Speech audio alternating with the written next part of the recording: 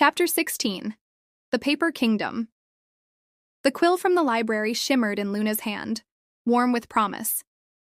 The compass no longer pointed. It listened, waiting for her to choose.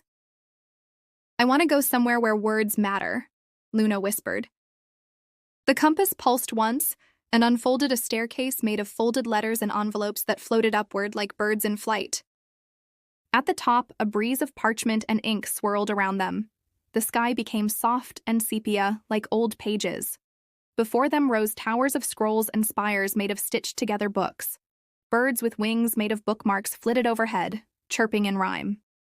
Welcome to the Paper Kingdom, where every word ever spoken, whispered, or imagined took form. A kingdom built on stories.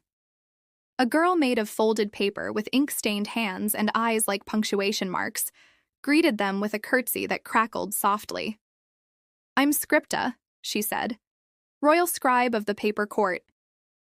She guided them past gardens made of poems and lakes filled with liquid paragraphs. Trees grew stories instead of fruit, and each petal that fell from a flower whispered a line of dialogue before drifting away.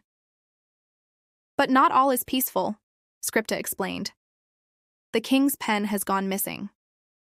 "The king's pen?" Pip asked, tail curling with curiosity. "It writes the laws that hold the kingdom together. Without it, rules unravel. Stories lose shape. Chaos is creeping in." As if to prove her point, a tree nearby shuddered and turned from a love story to a thunderstorm of angry arguments. The wind carried unfinished sentences that tangled in the air. The quest for the pen. Luna followed Scripta to the Palace of Prologues. It was guarded by knights made of commas and armored ellipses. Inside, pages fluttered like anxious birds. "The pen," whispered a stack of history books, "was last seen in the Cave of Unwritten Things." Luna's eyes sparkled. "That's where the stories that never got told go, isn't it?" "Yes," Scripta said. "The forgotten, the feared, and the almost told." To reach it, Luna had to cross the Bridge of Broken Endings, a twisting, creaking span made of unfinished tales. Each step tugged at her mind with questions like, what if you fail? What if your story doesn't matter? She pressed on, Pip close by whispering, "You're still writing. That's what matters." The Cave of Unwritten Things. Inside the cave, echoes filled the dark. Phantom pages hovered, weeping invisible ink.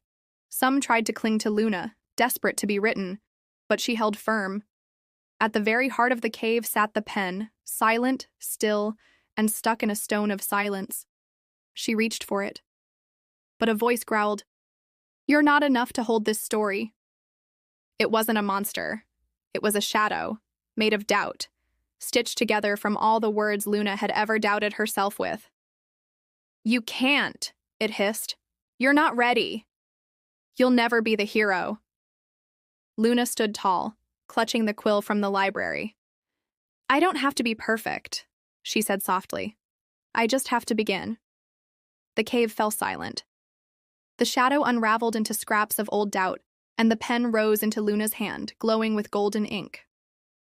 The rewrite. Back at the paper palace, Luna touched the pen to the throne's parchment and wrote, "Let stories be brave again. Let even the small ones matter." The kingdom pulsed. Books mended. Trees bloomed hope. The angry winds softened into lullabies. Scripta bowed low. "You reminded the kingdom that unfinished doesn't mean unworthy." Luna tucked the pen beside her compass. "What now?" Pip asked. Luna smiled. "Wherever the next page takes us."